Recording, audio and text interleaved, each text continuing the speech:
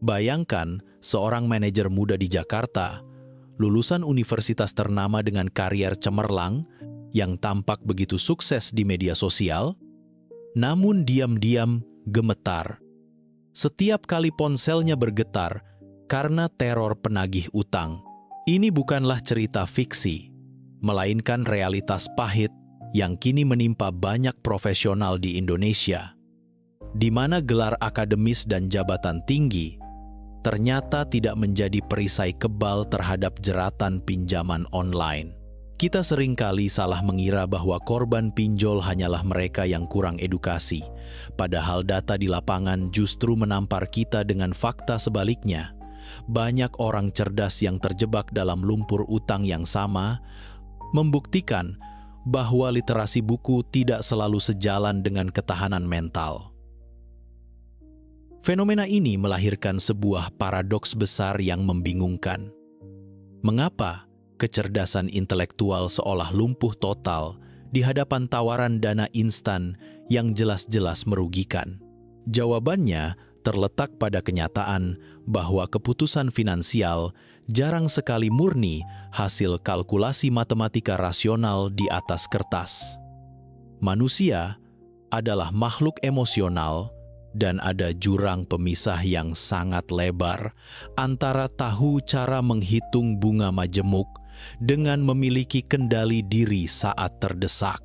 Di celah psikologis inilah masalah sebenarnya berakar, di mana logika seringkali kalah telak melawan desakan kebutuhan emosional.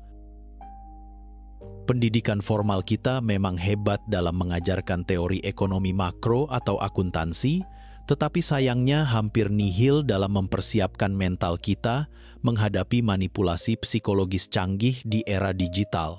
Platform pinjol, terutama yang ilegal, dirancang dengan algoritma yang mengeksploitasi kerentanan dasar manusia, bukan menguji kemampuan berhitung calon nasabahnya. Mereka menggunakan taktik urgensi dan kemudahan semu yang mampu mematikan alarm logika di otak orang terpintar sekalipun, membuat tanda bahaya terlihat samar sebagai satu-satunya peluang emas penyelamat hidup.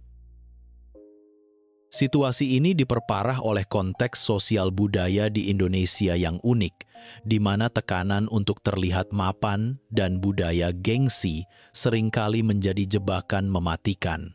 Banyak orang pintar terperosok bukan karena mereka butuh uang untuk makan, melainkan demi mempertahankan citra sosial, menambal gaya hidup yang retak, atau membiayai ekspektasi keluarga besar. Rasa malu dan takut dianggap gagal oleh lingkungan sekitar seringkali jauh lebih menakutkan bagi mereka daripada risiko bunga pinjaman yang mencekik, mendorong pengambilan keputusan yang tidak masuk akal. Ilmu behavioral finance memberikan kacamata baru untuk membedah masalah ini dengan lebih jernih, mengajarkan bahwa otak kita dipenuhi oleh bias kognitif yang bekerja di bawah sadar. Saat emosi memegang kemudi, entah itu ketakutan akan aib atau kepanikan, karena tagihan, logika dan kepintaran akademis dipaksa duduk diam tak berdaya di kursi belakang. Akibatnya, kita tidak lagi berpikir jernih sebagai investor yang rasional, melainkan bereaksi impulsif mencari kelegaan sesaat, persis seperti orang haus yang meminum air laut. Lebih jauh lagi, kondisi terdesak secara finansial terbukti secara ilmiah menurunkan kapasitas kognitif seseorang secara drastis. Efeknya mirip dengan penurunan IQ, sementara akibat kurang tidur kronis. Ketika otak sibuk berteriak, bagaimana cara bertahan hidup hari ini? Ruang mental untuk memikirkan konsekuensi jangka panjang menjadi sangat sempit atau bahkan hilang total. Orang jenius sekalipun menjadi sangat rentan membuat kesalahan fatal saat berada di bawah tekanan tinggi, karena fokus mereka terkunci rapat hanya pada solusi instan di depan mata. Memahami fenomena ini tidak bisa dicapai hanya dengan menghakimi, atau sekadar memberi nasihat klise, jangan boros, karena akarnya tertanam jauh dalam mekanisme pertahanan psikologis kita. Untuk menemukan jalan keluar yang permanen, kita perlu berani menyelami sisi gelap pikiran manusia saat berada di ujung tanduk dan mengenali musuh dalam selimut tersebut. Mari kita bongkar apa yang sebenarnya terjadi di kepala kita saat tombol ajukan pinjaman itu terasa begitu menggoda. Sebuah langkah awal krusial untuk menyelamatkan masa depan keuangan Anda. Kita sering mengira keputusan finansial adalah soal hitung-hitungan yang dingin dan rasional. Namun, kenyataannya, ketika tekanan datang menghimpit, logika seringkali adalah hal pertama yang kita tinggalkan. Saat ada telepon dari debt collector atau tagihan yang sudah sangat jatuh tempo, otak kita tidak lagi bekerja dengan cara yang normal. Ia beralih ke mode bertahan hidup, sebuah mekanisme purba yang justru bisa menjerumuskan kita ke dalam keputusan yang lebih berbahaya, seperti mencari pinjol. Dalam keadaan terdesak secara finansial, tubuh dan pikiran kita mengalami respons fight or flight yang identik dengan saat menghadapi harimau di hutan. Detak jantung meningkat, kortisol atau hormon stres membanjiri tubuh, dan seluruh sistem fokus pada satu tujuan, menyelamatkan diri dari ancaman langsung. Ancaman itu, yang awalnya adalah utang, kini berubah menjadi rasa malu, panik, dan ketakutan. Otak dialihkan dari perencanaan jangka panjang yang rumit ke pencarian solusi instan untuk meredakan rasa sakit psikologis yang mendesak itu. Fenomena ini sering disebut sebagai tunneling effect, atau efek terowongan. Bayangkan, Anda sedang menyetir mobil masuk ke dalam sebuah terowongan gelap. Pandangan Anda langsung menyempit, hanya fokus pada titik cahaya kecil di ujung sana. Anda tidak lagi melihat pemandangan indah di sisi kiri dan kanan, atau bahkan bahaya yang mungkin mengintai di pinggir jalan. Dalam konteks keuangan, titik cahaya itu adalah janji pinjaman instan cair 5 menit dari iklan pinjol, sementara bahaya berupa bunga berlipat dan cicilan yang mencekik sama sekali tidak terlihat. Mengapa ini bisa terjadi? Jawabannya terletak pada biologi otak kita. Bagian yang disebut korteks prefrontal adalah CEO dari keputusan rasional kita. Ia bertugas untuk analisis mendalam, perencanaan masa depan, dan mengendalikan impuls. Sayangnya, bagian ini sangat rakus energi dan sangat rentan terhadap gangguan. Saat stres akut melanda, sumber daya mental dialihkan untuk mengatasi kepanikan, sehingga fungsi korteks prefrontal ini terhambat. Pada kondisi ini, kita secara harfiah menjadi kurang cerdas dan lebih impulsif dalam mengambil keputusan. Inilah mengapa orang yang paling pintar sekalipun bisa terjebak. Seorang akuntan yang sehari-harinya paham betul soal bunga majemuk, dalam kondisi panik bisa mengabaikan perhitungannya sendiri. Seorang lawyer yang jago berdebat di pengadilan bisa kehilangan kemampuan untuk menegosiasikan syarat dengan debt collector, bukan karena pengetahuannya hilang, tetapi karena akses untuk menggunakan pengetahuan itu secara efektif terblokir oleh kabut stres yang menyelimuti pikirannya. Pintu masuk bagi pinjol ilegal menjadi sangat lebar. Tekanan ini sering diperparah oleh rasa malu dan isolasi sosial. Dalam budaya kita, membicarakan masalah keuangan dianggap tabu. Orang lebih memilih untuk memendamnya sendirian daripada mengakui pada keluarga atau teman bahwa mereka sedang kesulitan. Kesendirian ini menciptakan ruang echo chamber di mana kepanikan dan rasa putus asa terus bergema dan membesar tanpa ada suara lain yang menawarkan perspektif atau solusi yang lebih sehat. Akhirnya, smartphone di genggaman yang menawarkan solusi tanpa perlu bicara pada siapapun terasa seperti jawaban. Pada akhirnya, memahami hal ini bukanlah untuk mencari pembenaran, tetapi untuk membangun kesadaran. Menyadari bahwa otak kita memiliki kelemahan biologis dalam tekanan adalah langkah pertama yang powerful. Ini berarti, ketika kita merasa paling panik dan terdesak, itulah saatnya untuk justru tidak mengambil keputusan finansial besar. Kita perlu memberi jeda, menenangkan diri, dan mencari perspektif orang lain. Dengan begitu, kita mengambil alih kendali dan mencegah respons otak purba kita membuat keputusan yang akan kita sesali di kemudian hari. Otak kita dirancang untuk efisiensi.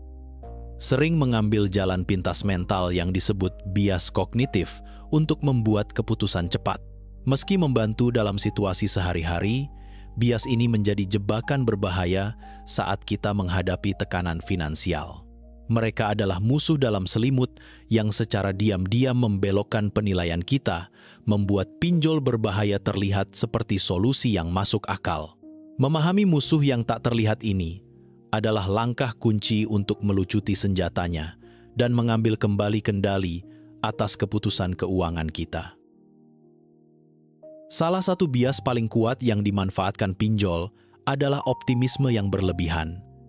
Kita cenderung percaya bahwa hal buruk lebih mungkin menimpa orang lain, sementara kita sendiri akan baik-baik saja.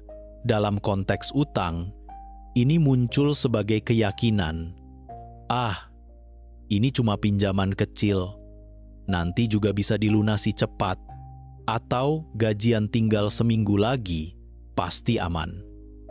Kita meremehkan kemungkinan terjadinya hal tak terduga yang bisa menggagalkan rencana pelunasan, seperti biaya dadakan, pemotongan gaji, atau bahkan di PHK. Keyakinan optimis ini mengaburkan pandangan kita terhadap risiko nyata yang tertulis jelas dalam syarat dan ketentuan. Pernahkah Anda merasa familiar dengan sebuah merek atau produk hanya karena sering melihat iklannya? Inilah yang disebut availability heuristic. Otak kita mengaitkan sesuatu yang mudah diingat dengan sesuatu yang umum atau benar. Platform pinjol membanjiri kita dengan iklan di media sosial, SMS berantai, dan sponsor konten. Nama mereka menjadi sangat familiar, yang tanpa disadari membangun rasa kepercayaan atau normalitas palsu. Ketika sedang terdesak, kita secara otomatis teringat pada nama-nama itu karena mereka paling mudah diakses dalam memori, bukan karena mereka adalah pilihan terbaik atau paling aman. Kita memilih yang terlihat, bukan yang teranalisis. Bayangkan, Anda sudah meminjam 1 juta dari sebuah aplikasi. Saat jatuh tempo, Anda tidak bisa melunasi karena ada kebutuhan lain. Alih-alih berusaha mencari solusi lain, Anda malah meminjam lagi dari aplikasi kedua untuk menutupi pinjaman pertama. Ini adalah contoh sempurna dari sunk cost fallacy. Anda merasa sudah terlanjur masuk dalam jerat utang, sehingga terus menambah komitmen baru berdasarkan uang dan usaha yang sudah terlanjur dikeluarkan, bukannya memotong kerugian. Anda terjebak dalam siklus karena tidak rela mengakui bahwa keputusan awal sudah salah dan malah memperdalam lubang dengan keputusan berikutnya yang sama kelirunya. Teknik manipulatif lain yang sering dipakai adalah anchoring effect. Saat membuka aplikasi pinjol, hal pertama yang terlihat adalah angka besar pinjaman hingga 10 juta dengan tombol "Ajukan sekarang" yang sangat mencolok. Angka 10 juta itu menjadi jangkar, anchor, dalam pikiran kita. Ketika kemudian kita dihadapkan pada biaya administrasi atau bunga yang jumlahnya ratusan ribu, otak kita membandingkannya dengan angka jangkar tadi. Dibandingkan 10 juta, 300 ribu terlihat kecil dan tidak signifikan, sehingga kita lebih mudah menerimanya. Padahal, jika angka bunga itu dilihat secara mandiri, nilainya sangat besar. Penjangkaran ini membuat kita fokus pada nominal pinjaman dan mengabaikan biaya yang harus dibayar. Semua bias ini bukanlah kesalahan atau kebodohan. Mereka adalah bagian dari cara kerja psikologis manusia yang sudah dipelajari dan sengaja dieksploitasi oleh platform pinjol ilegal. Iklan mereka dirancang untuk memicu optimisme. Algoritma media sosial dibuat untuk menciptakan ilusi familiaritas, dan antarmuka aplikasi disusun untuk menjangkarkan perhatian kita pada hal yang salah. Mereka bermain dengan pola pikir dasar kita, mengubah kelemahan alami manusia menjadi mesin pencetak profit bagi mereka. Kabar baiknya, dengan menyadari keberadaan bias-bias ini, kita sudah memulai proses perlawanan. Kesadaran adalah penangkalnya.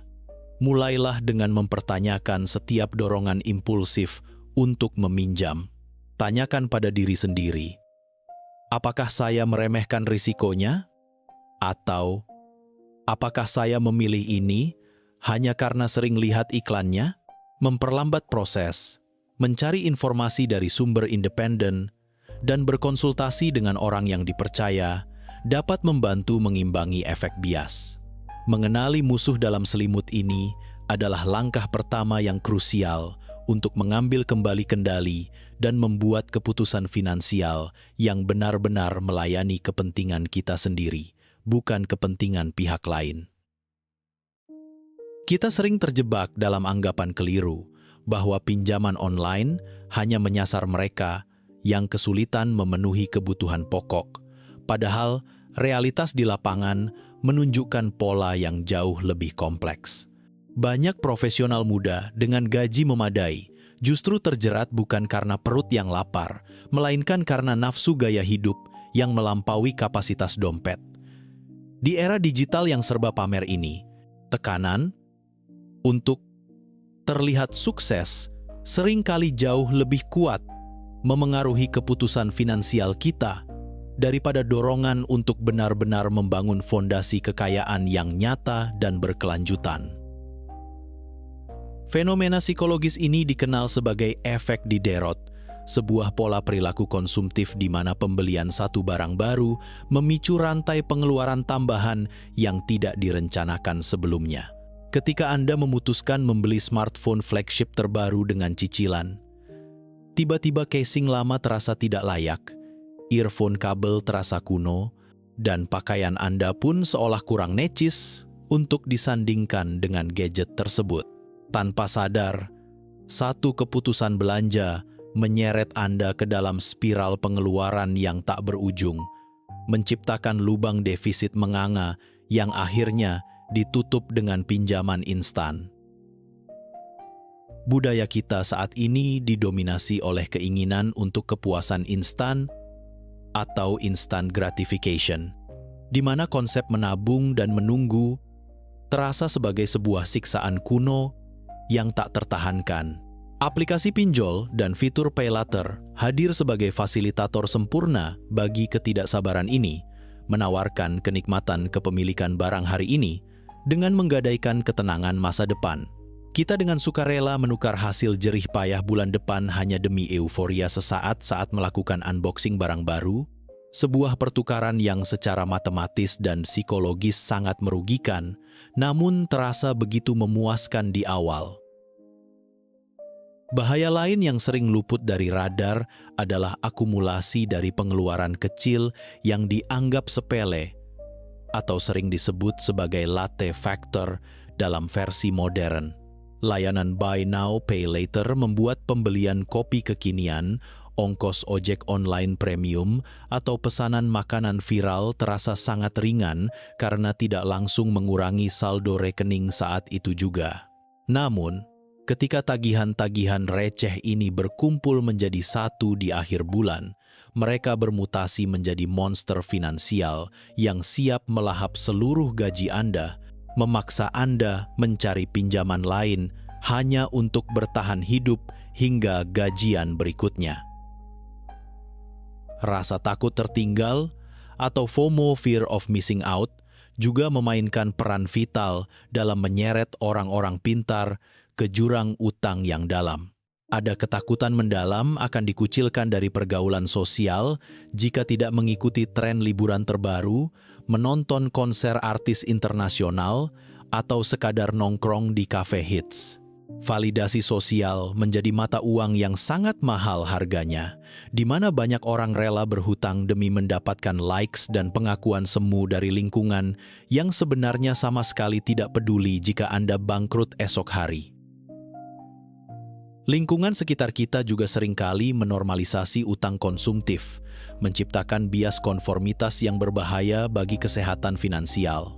Ketika teman sekantor terbiasa, gesek dulu, bayar nanti, untuk makan siang. Perilaku berhutang dianggap sebagai standar kewajaran baru, dan bukan lagi sebagai tanda bahaya. Kita kehilangan rasa waspada karena merasa aman berada dalam kawanan yang melakukan kesalahan yang sama, padahal kolektivitas tidak akan menyelamatkan individu saat penagih utang mulai meneror kehidupan pribadi Anda. Memutus rantai setan ini membutuhkan keberanian besar untuk mendefinisikan ulang makna kekayaan dan kesuksesan bagi diri sendiri, terlepas dari standar orang lain. Kita perlu menyadari sepenuhnya bahwa barang mewah hasil utang hanyalah kostum kemiskinan yang menyamar, sementara kekayaan sejati adalah ketenangan pikiran dan kebebasan dari kewajiban finansial yang mencekik. Menyadari jebakan gaya hidup ini adalah langkah krusial sebelum kita bisa menyusun strategi pertahanan diri yang lebih kokoh dan rasional melawan godaan kemudahan yang ditawarkan oleh pinjol. Aplikasi pinjaman online ilegal tidak pernah menampilkan wajah aslinya yang menyeramkan di halaman muka. Sebaliknya, mereka menyambut Anda dengan desain antarmuka yang ceria, penuh warna, dan tombol-tombol navigasi yang dibuat sangat ramah pengguna untuk memberikan rasa aman palsu. Segala sesuatunya dirancang agar proses peminjaman terasa semudah memesan makanan siap saji, sebuah strategi visual yang disengaja untuk menurunkan pertahanan psikologis Anda. Kemudahan ini bukanlah fitur pelayanan, melainkan umpan yang ditabur agar Anda tidak sempat berpikir kritis tentang konsekuensi yang menanti di balik satu klik persetujuan. Disinilah letak salah satu kelemahan terbesar kita, ketidakmampuan, atau lebih tepatnya, keengganan untuk membaca syarat dan ketentuan yang berderet panjang dalam huruf kecil. Platform nakal memanfaatkan literasi digital yang rendah ini dengan menyembunyikan pasal-pasal menjerat di dalam tembok teks yang membosankan, mengetahui persis bahwa 99% pengguna akan langsung menggulir ke bawah dan menekan tombol setuju. Di dalam dokumen yang Anda abaikan, itulah tersembunyi izin untuk mengakses seluruh daftar kontak, galeri foto, hingga lokasi GPS Anda secara real-time, memberikan mereka senjata lengkap untuk melakukan teror digital di kemudian hari. Para pengembang aplikasi ini adalah ahli dalam menerapkan apa yang disebut sebagai dark patterns dalam desain pengalaman pengguna. Mereka memanipulasi tata letak visual untuk mengarahkan jari Anda, menekan tombol setuju tanpa berpikir panjang. Misalnya, dengan membuat tombol penolakan menjadi sangat kecil, transparan, atau tersembunyi di pojok layar. Otak kita yang menyukai jalan pintas akan secara otomatis memilih opsi yang paling menonjol secara visual, membuat kita seolah-olah menyetujui persyaratan memberatkan tersebut secara sukarela, padahal sebenarnya kita sedang digiring masuk ke dalam perangkap oleh desain yang licik. Manipulasi angka adalah senjata utama berikutnya, di mana bunga yang dipamerkan seringkali hanyalah puncak gunung es yang menipu mata. Mereka mungkin mengiklankan bunga rendah per hari dan potongan provisi di awal yang nilainya bisa mencapai 40% dari total pinjaman. Akibatnya, uang yang masuk ke rekening Anda jauh lebih kecil dari yang Anda pinjam. Namun, kewajiban pengembalian tetap penuh, beserta bunganya, menciptakan beban efektif yang jauh lebih berat dari kalkulasi awal manapun yang sempat Anda lakukan. Aspek yang paling mengerikan dan sering diabaikan adalah izin akses data pribadi yang diminta oleh aplikasi tersebut sebagai syarat pencairan dana. Saat Anda menekan tombol "Izinkan untuk akses kontak" demi kemudahan verifikasi, Anda sebenarnya sedang menyerahkan jaminan sosial yang tak ternilai harganya. Reputasi Anda di mata keluarga, teman, dan rekan kerja. Data ini adalah agunan tak tertulis yang akan mereka gunakan untuk melakukan shaming atau penyebaran data pribadi jika Anda terlambat membayar. Sebuah risiko yang jauh lebih merusak daripada sekadar kerugian materi. Penting untuk dipahami bahwa sistem ini tidak dirancang untuk membantu Anda melunasi utang, melainkan untuk memastikan Anda terus berutang dalam siklus yang tak berkesudahan. Algoritma mereka diprogram untuk mendeteksi pola pembayaran Anda. Begitu Anda berhasil melunasi satu pinjaman, sistem akan segera memborbardir Anda dengan penawaran limit yang lebih besar dan tenor yang lebih panjang. Tujuannya adalah menjaga Anda tetap berada dalam ekosistem utang mereka selama mungkin, memeras setiap rupiah dari pendapatan Anda melalui bunga berbunga yang terus membengkak setiap harinya. Membongkar anatomi jebakan ini menyadarkan kita bahwa kenaifan adalah kemewahan yang tidak mampu kita bayar di era digital ini. Melawan sistem yang dirancang untuk mengecoh otak manusia membutuhkan lebih dari sekadar niat baik. Ia menuntut skeptisisme yang sehat dan ketelitian layaknya seorang detektif. Sebelum jari Anda menyentuh layar untuk mengajukan pinjaman berikutnya, ingatlah bahwa di balik kemudahan antarmuka itu ada mesin penghisap uang yang sedang bekerja keras untuk memastikan Anda kalah dalam permainan finansial ini. Ketika satu aplikasi gagal dilunasi tepat waktu, naluri bertahan hidup yang panik seringkali mendorong kita melakukan kesalahan fatal. Meminjam dari aplikasi lain untuk menutupi utang sebelumnya. Inilah titik awal dari fenomena klasik, gali lubang tutup lubang yang mematikan. Apa yang dimulai sebagai strategi darurat sesaat dengan cepat bermutasi menjadi skema Ponzi pribadi, di mana Anda terus-menerus menciptakan utang baru hanya untuk membeli waktu bernapas selama beberapa hari. Tanpa disadari, Anda tidak lagi meminjam untuk kebutuhan hidup, melainkan bekerja keras hanya untuk memberi makan bunga berbunga yang terus membengkak di server para rentenir online. Matematika dalam skema ini tidak akan pernah berpihak pada peminjam karena struktur biaya yang diterapkan dirancang untuk mencekik. Bunga harian yang tinggi, ditambah denda keterlambatan yang eksponensial dan biaya administrasi potongan di muka, membuat pokok utang menjadi beban yang mustahil dikejar. Pinjaman 1 juta rupiah bisa berubah menjadi tuntutan bayar 3 kali lipat dalam hitungan minggu. Tembok finansial ini tumbuh jauh lebih cepat daripada kemampuan Anda mencari penghasilan tambahan, menciptakan jurang defisit yang semakin dalam setiap kali Anda menekan tombol "Ajukan pinjaman" di aplikasi baru. Fase ini kemudian ditandai dengan perubahan drastis perilaku penagih.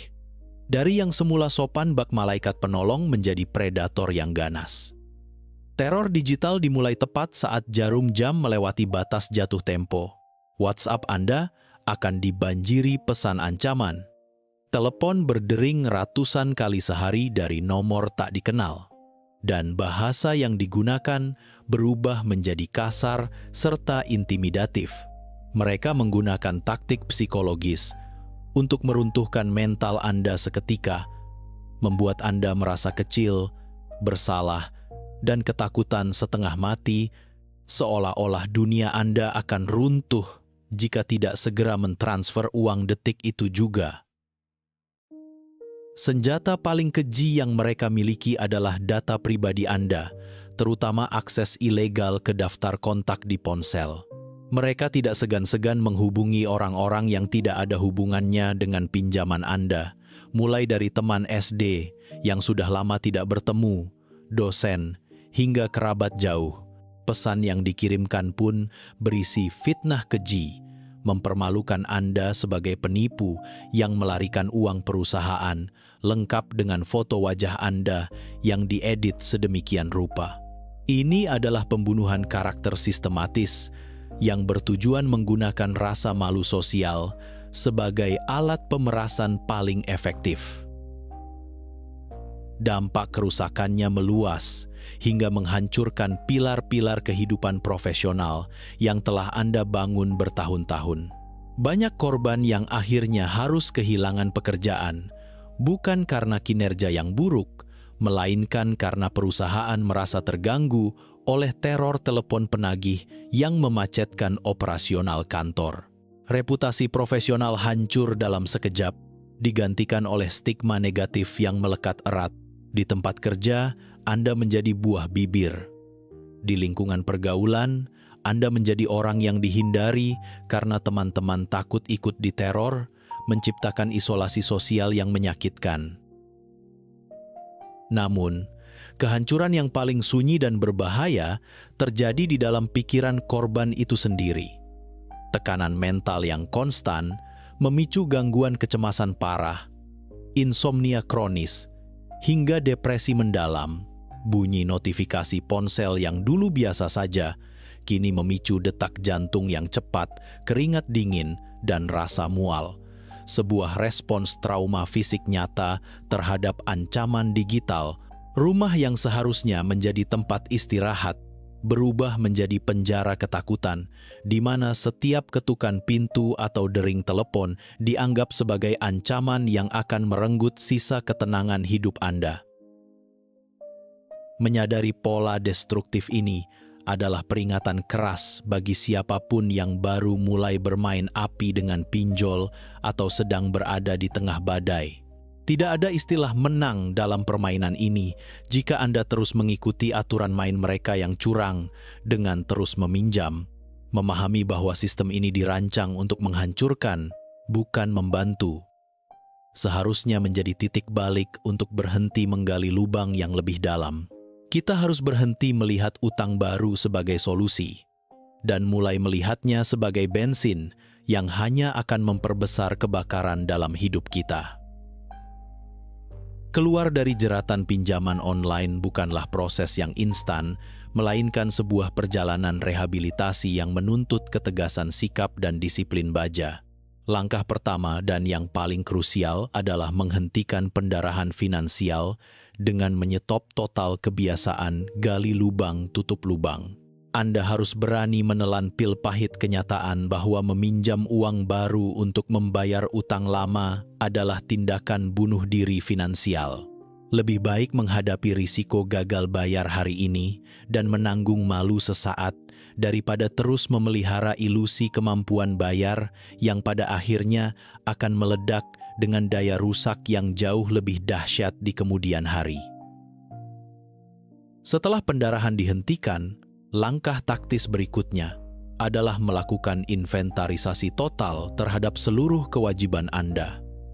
Buatlah daftar rinci yang memisahkan antara pinjaman legal berizin OJK dan pinjaman ilegal. Perbedaan status hukum ini sangat penting karena strategi penyelesaiannya berbeda total. Untuk pinjaman legal, tunjukkan itikat baik dengan proaktif menghubungi pihak pemberi pinjaman sebelum jatuh tempo. Ajukan permohonan restrukturisasi kredit, minta perpanjangan tenor, atau negosiasikan penghapusan bunga dan denda agar Anda hanya perlu melunasi pokok utangnya saja sesuai kemampuan arus kas Anda saat ini. Sebaliknya, menghadapi pinjol ilegal membutuhkan mentalitas perang yang berbeda. Ingatlah bahwa perjanjian utang piutang mereka secara hukum perdata seringkali cacat karena tidak memenuhi syarat objektif dan keberadaan mereka sendiri adalah pelanggaran pidana. Jika Anda diteror dengan ancaman penyebaran data atau intimidasi fisik, jangan ragu untuk melaporkannya ke Satgas Waspada Investasi (SWIA) dan kepolisian. Ganti nomor ponsel Anda.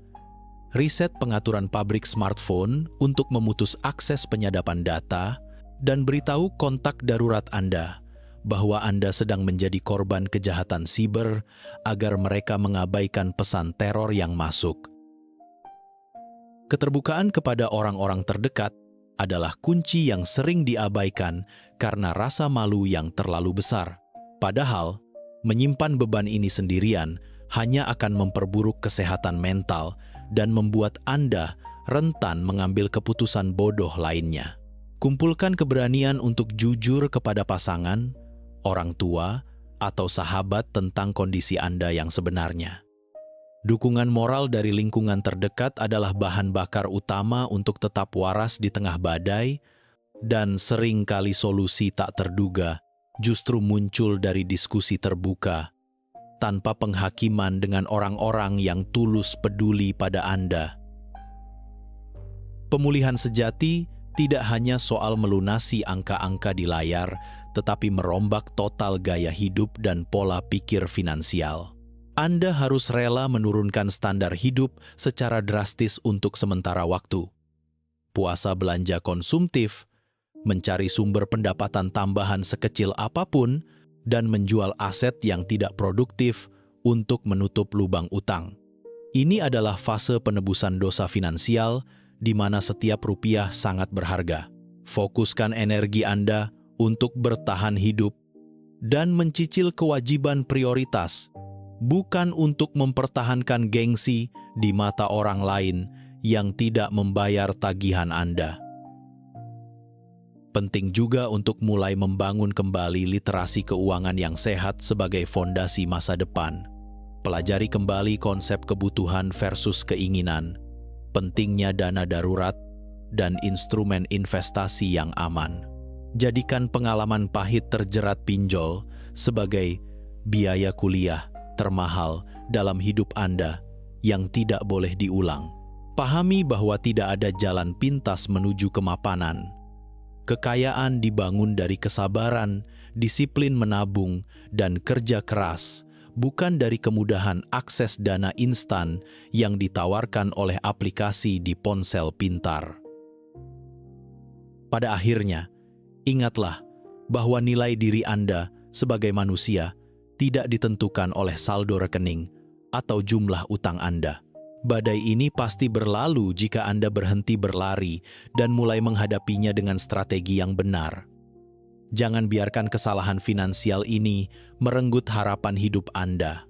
Dengan tekad yang kuat, strategi yang tepat, dan dukungan yang solid, Anda bisa bangkit dari keterpurukan ini, membersihkan nama baik, dan melangkah menuju masa depan yang lebih tenang, bebas dari belenggu utang yang mencekik. Memahami seluk-beluk gelap dunia pinjaman online hanyalah satu bab dari buku besar perjalanan finansial Anda yang sesungguhnya. Di Finansialpedia, kami percaya bahwa perisai terkuat untuk melindungi masa depan Anda bukanlah dana talangan instan, melainkan literasi keuangan yang kokoh dan kesadaran untuk mengambil kendali penuh atas dompet Anda sendiri. Jangan biarkan Anda berjalan sendirian tanpa peta di tengah belantara keuangan digital yang penuh jebakan ini. Mari melangkah lebih jauh bersama kami untuk mendapatkan wawasan cerdas, strategi pengelolaan uang yang realistis, dan inspirasi harian yang menjaga kesehatan arus kas serta mental Anda. Bagikan panduan ini kepada mereka yang Anda pedulikan, dan teruslah perbarui wawasan Anda bersama Finansialpedia, karena kebebasan finansial yang sejati tidak dimulai dari seberapa banyak uang yang Anda pinjam, tetapi dari seberapa bijak keputusan yang Anda buat hari ini.